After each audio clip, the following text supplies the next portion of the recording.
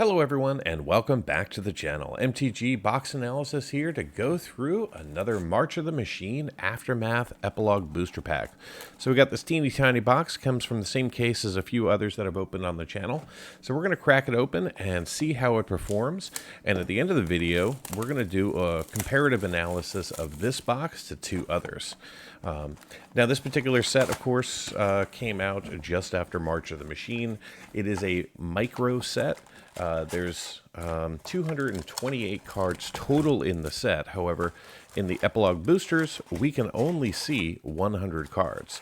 Those 100 cards can either be in standard or they can be in traditional foil, but we're not eligible to see any of the etched foil, extended art, or halo foil in these tiny little Epilogue booster packs, which only have 6 cards. So let's just begin to crack them open. I'll tell you a little bit more about the set, and we'll talk about what kind of cards we can see of value. All right, so this one kicks off with a Blot Out. Then we're going to see an Undercity Upheaval, followed by a Tranquil Throwback as our first rare. And then we're going to see a Feast of Victorious Dead coming in as a foil with a Showcase Reckless Handling. And then we're going to see a non-token token in the back. So that's all you get. There's not much in these little packs, and there's only 24 per box.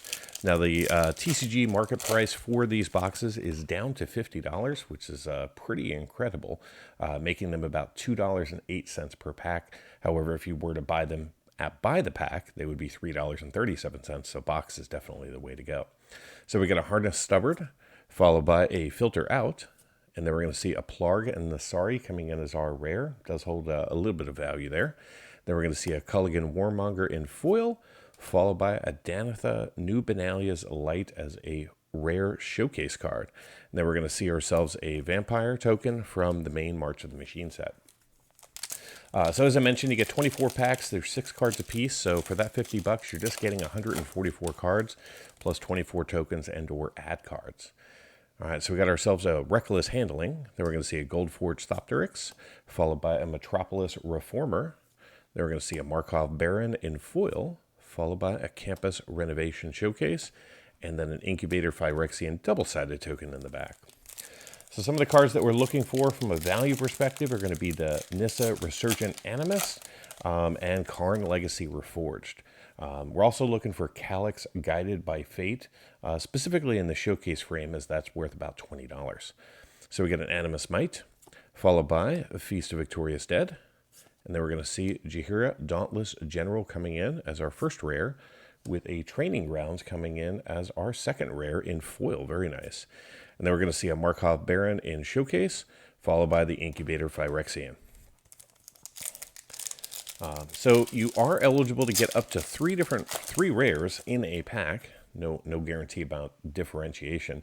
So you're going to about 69.8% of the time going to see 1 rare, 27% see 2, and 3.2% of the time you'll see 3. So we'll see.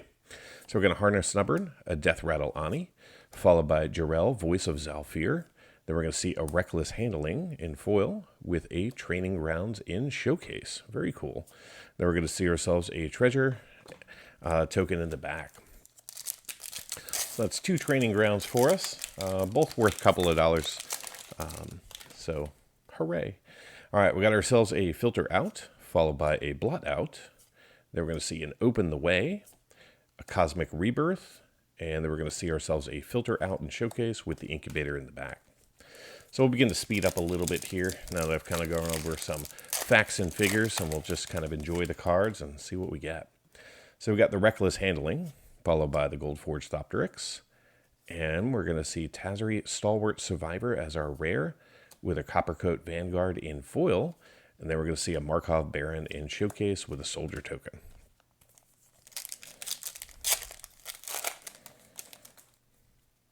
All right, next up we got an Undercity Upheaval with a Campus Renovation.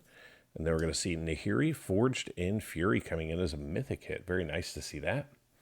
Then we're going to see Danitha New Benalia's Light in foil as a rare. And we're going to see a Coppercoat Vanguard followed by an Elemental. Thought we were going to finally get our triple rare pack. If I'm not mistaken, I've gotten 1 in each box. So we've got a Coppercoat Vanguard with a Tolarian Contempt, followed by Ayara's Oathsworn. Then we're going to see an Undercity Upheaval, followed by Feast of Victorious Dead, and a food token.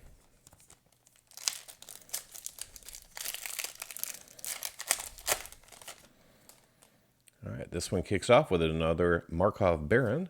Then we're going to see the Warmonger, followed by Nashi Moon's Legacy with a blot out in foil. And then we're going to see a Campus Renovation, also in foil as a showcase, with a dinosaur. So not seeing a ton of value yet.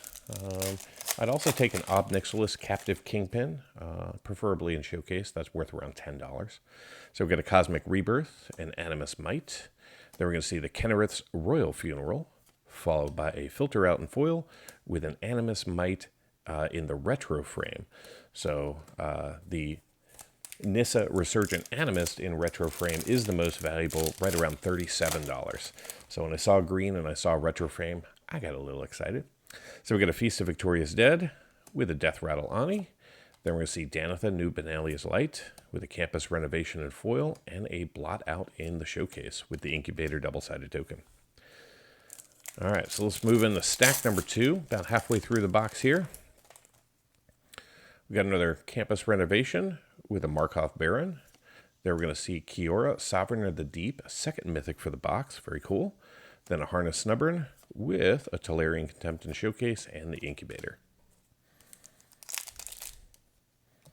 Get over there.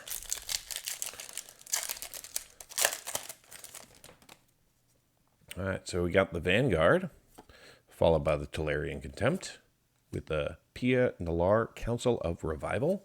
Then we're going to see the Animus Might and foil treatment with a Harness Snubbern and a Treasure Token. Now you're probably noticing a ton of duplication, and that's because there's only 50 standard cards and 50, I'll call them showcase/retro frame available. So with a 144 card set, seeing 144 cards and only having 50 uniquely named cards, you're going to see a ton of repeats. So we got a Culligan Warmonger with a Cosmic Rebirth. Then we're going to see Rocco Street Chef as our first rare, Nahiri's Resolve as our second rare, and we didn't get a third. We got a Culligan's Warmonger in foil showcase with an Elemental. But we did get 2 foils in that box, or in that particular pack. That was good, for whatever that's worth. So we got the Animus Might with the Death Rattle Ani, followed by a third Training Grounds. Then we got the Tolarian Contempt with a Gold Forged Thopteryx and a Phyrexian Hydra. So I just separated the Training Grounds because that's one of the rares that I happen to see an awful lot of coming out of these boxes. So I kind of knew what to expect. So we got a Feast of Victorious Dead, Harnessed Snubbern with a Draneth Ruins, the only land in the set as our rare, with a Gold Forged Thopteryx, and then a foil showcase Training Grounds. Wow, okay, so this is definitely a Training Grounds box. So we have standard frame in foil, non-foil, and then we have showcase in foil, non-foil. So that's every version of Training Grounds that we could potentially open in this particular box. All right, so we got ourselves a Filter Out, followed by a Reckless Handling, Spark Rupture with a Death Rattle Ani, and then we'll see Nahiri Forged in Fury Mythic Showcase coming in. Very cool. Then we're going to see a Phyrexian Mirror in the back. I think we're down to about 6 or 7 packs.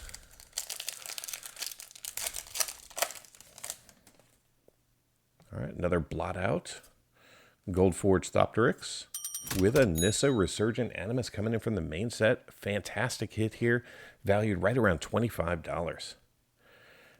Put that to the side. Then we're going to see a Reckless Handling with a Jarrell Voice of Zalfir coming in the retro frame. So double rare pack there with a Knight in the back. Awesome to see Nissa. If you haven't seen my Elf deck play on Arena, go check it out. We've got an Undercity Upheaval with a Campus Renovation, followed by an Urborg Scavengers with a Spark Rupture in foil. Then we're going to see a Death Rattle Ani with a Treasure. So far, no triple rare pack. All right, another Markov Baron with a Coppercoat Vanguard, followed by Nahiri's Resolve. Then we're going to see a Cosmic Rebirth in foil with an Undercity Upheaval in showcase and the incubator. All right, 3 packs to go. I don't think I've ever gotten a double Nissa box.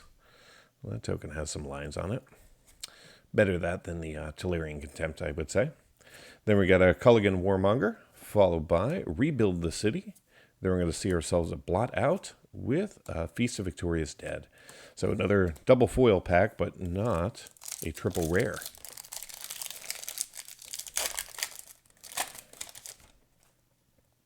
All right, the Ani with the Cosmic Rebirth. And then we're going to see Sarkhan, Soul of Flame, another mythic coming in. Very cool to see that. Does hold some value there. Then we get a Coppercoat Vanguard with a Cosmic Rebirth and a First Mate Ragavan, the Trickster. All right, final March of the Machine, Epilogue Booster, Aftermath Pack, blah, blah, blah. All right, here we go. We're going to see Animus Might with a Feast of Victorious Dead.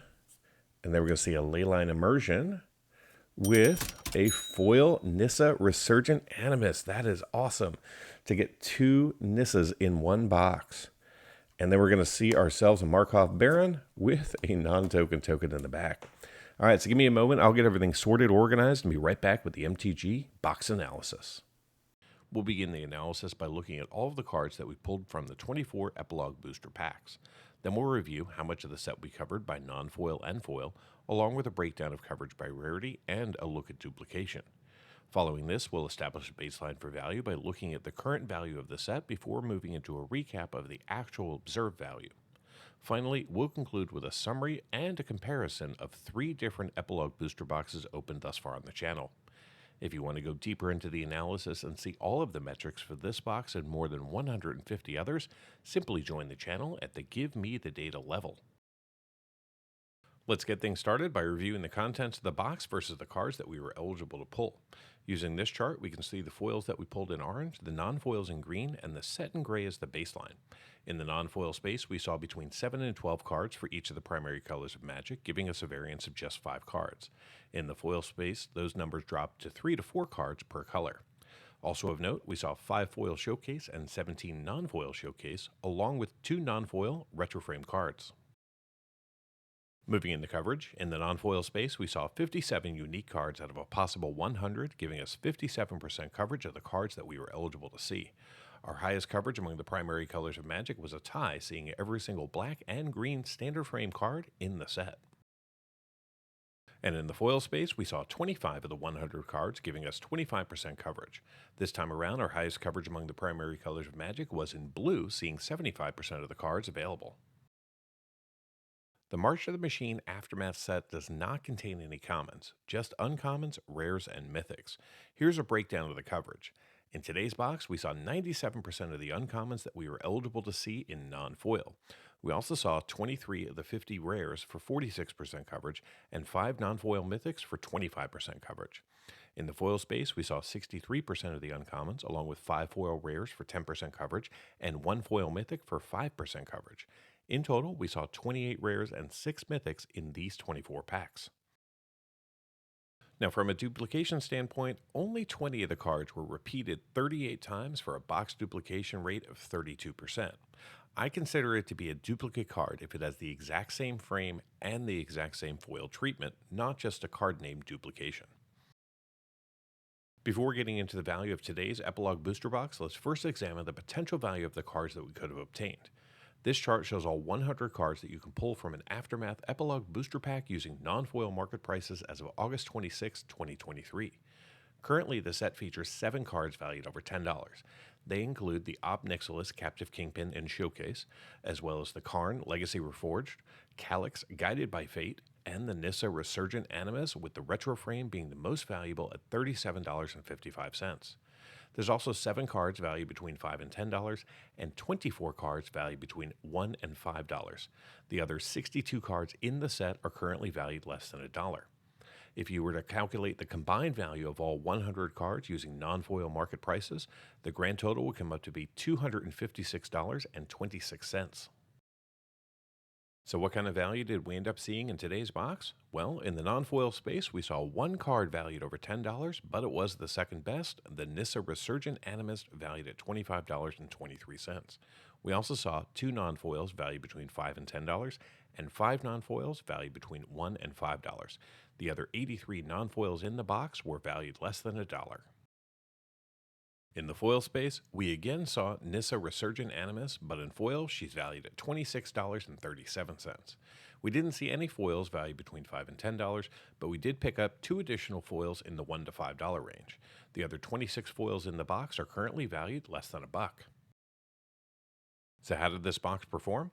Well, I purchased this box from my channel sponsor, Troll and Toad, not for $59.95 at the retail price, but for a discount of $56.95.